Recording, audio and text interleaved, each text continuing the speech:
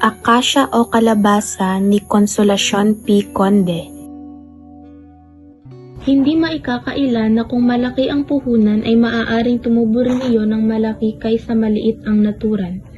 Gayon din ang paghahanda at pagpupunyagi ng tao na pinamumuhunanan ng puupuong taong pag-aaral at pagpapakasakit.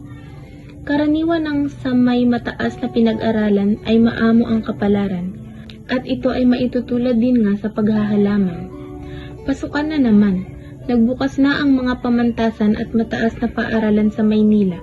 Samantala, sa nayon ng Kamiyas, hindi kalayuan sa lungsod.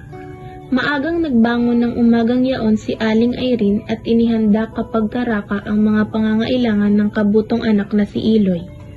Si Mang Simon naman ay hindi muna nagtungo sa linang upang samahan sa pagluwas ang anak na pag-aaralin sa Maynila.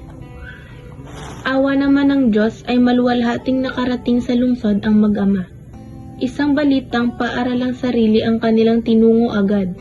Dinatnan nila ang tagatala na abalang-abala sa pagtanggap ng di kakaunting mga batang nagsisipagpresenta.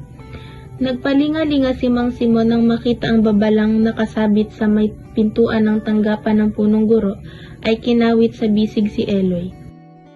Halika, mahal ko rin kung pag-usap muna ako sa punong guro. Magandang umaga po. Magandang umaga po sa kanila. Ano po nga ipag-iinod po sa inyo? Bibig ko pong ipasok ang aking anak sa inyong paaralan. Opo. Sa ano naman pong baitang? Nakatapos lang po niyan ng elementary ng nakaraang kaso sa amin na yun. Kung ganun po ay sa unang taon ng high school, ano po? Nais ko nga po sana malaman kung pwede po ako kusukuhanin ng aking anak yung itinigbilan upang makatapos mo siya ng madali. Aba, opo, pwede po. Maaari ang pinakamaikling kurso ang kunin niya. Iyan ay batay sa kung ano ang gusto niyong kalabasan niya. Kung ang nais niyo ay magpatubo ng isang mayabong na punong akasya, gugugol kayo ng buo-buong taon. Subalit ang kailanganin ninyo ay ilang buwan lamang upang maghalaman kayo ng isang kalabasa. Dili di natubigan si Mang Simon sa huling pangungusap ng punong guro, gayon din si Eloy. Pagkuwan ay nagbulungan ang mag-ama. At umuwi ng mag-isa si Mang Simon. Habang naglalakbay na patungong lalawigan ay tatambis-tambis sa sarili.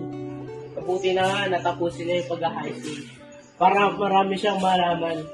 Para sa uli, mabilis ang takbo ng buhay niya. Maganda rin yun para magkaroon siya ng mayabong na kinabukasan.